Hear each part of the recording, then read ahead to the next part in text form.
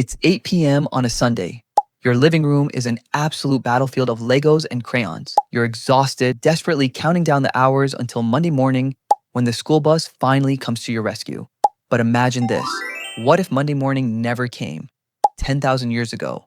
No daycare, no schools, and obviously zero iPads. You're stuck with these little monsters 24/7, 365 days a year, all while just trying to survive out in the wild. How on earth did prehistoric parents pull that off without completely losing their minds? Or better yet, without schools to contain all that chaotic energy? What did ancient kids actually do all day long?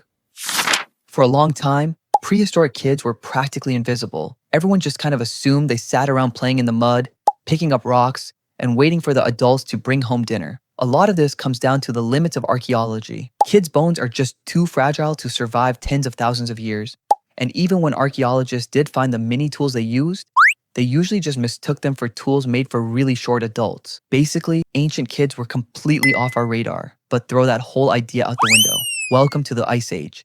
A 5 or 6-year-old's morning didn't kick off with cartoons and a bowl of sugary cereal. Instead, they'd wake up, throw on an animal pelt, and trot right out of the cave after the adults. They weren't heading out to some perfectly baby-proof playground. They were stepping straight into the brutal, chaotic construction site of everyday survival. And we don't just know this from guessing. We know it thanks to one of the most mind-blowing archaeological discoveries in recent history. Out in White Sands National Park in New Mexico, scientists stumbled upon thousands of fossilized footprints pressed deep into a dried-up lake bed. Expert trackers analyzed the site like detectives at a crime scene.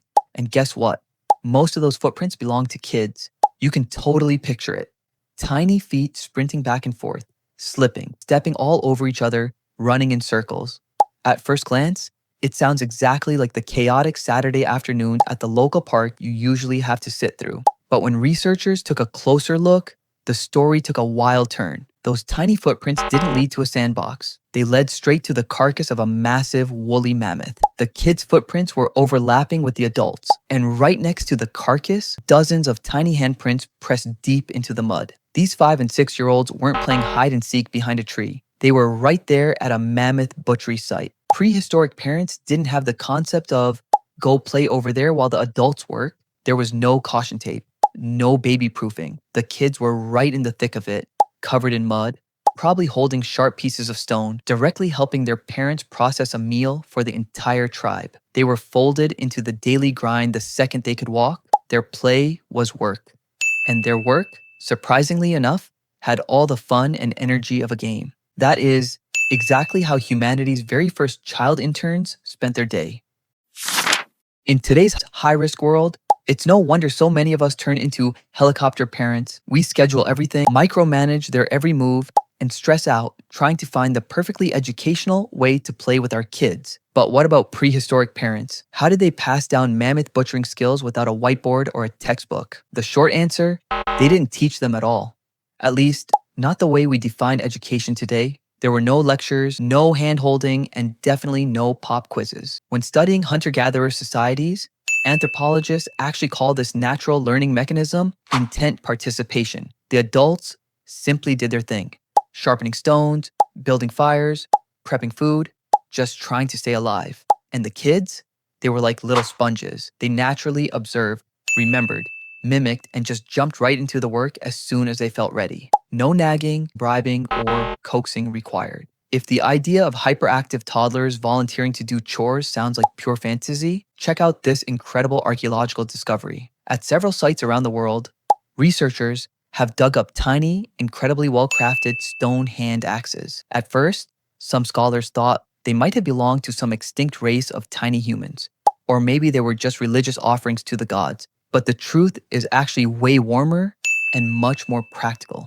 These were humanity's very first educational toys. Prehistoric parents actually took the time to carve these mini tools specifically to fit perfectly into their kids' tiny hands. With this toy, a toddler could sit right next to their mom, clumsily practicing how to peel a root or scrape a little scrap of animal hide. That little stone axe carries a timeless message. It proves that, for prehistoric kids, work wasn't some heavy burden or child labor. Instead, work was their language of love and connection. Being handed a personal tool just like the adults was basically a VIP membership card. It let that kid hold their head high and proudly say, I'm a useful part of this family too.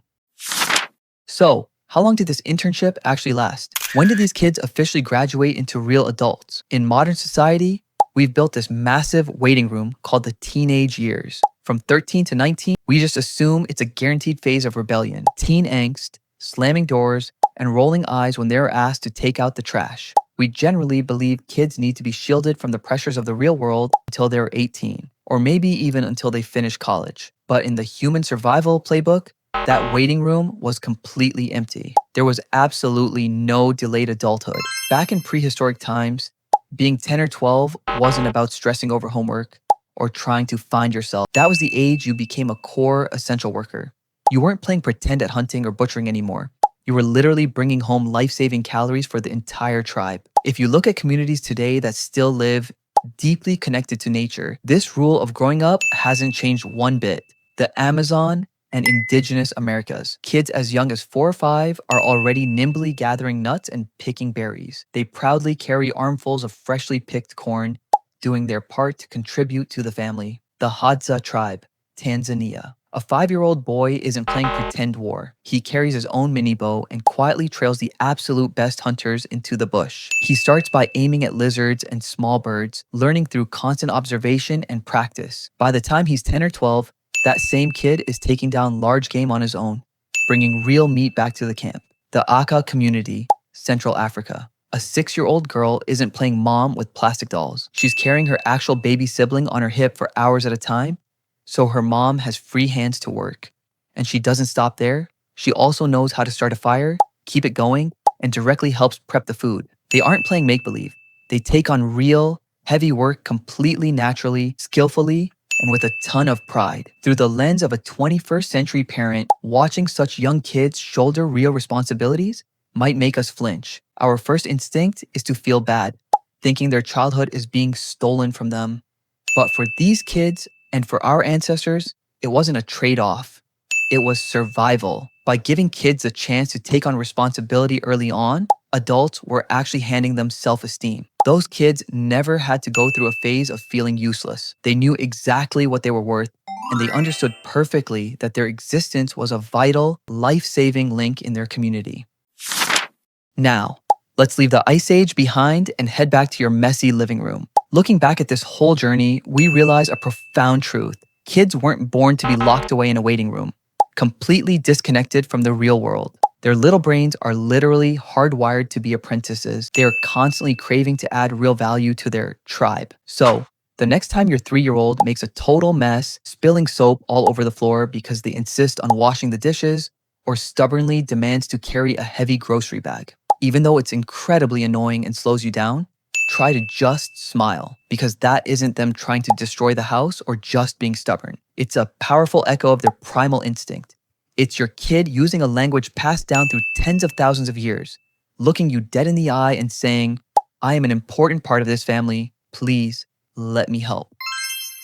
So, what kind of chores does the little intern at your house love to hijack the most? Sweeping, doing the dishes, or helping fix the car? Let me know in the comments below. And don't forget to hit that subscribe button so we can keep decoding more fascinating psychological mysteries together.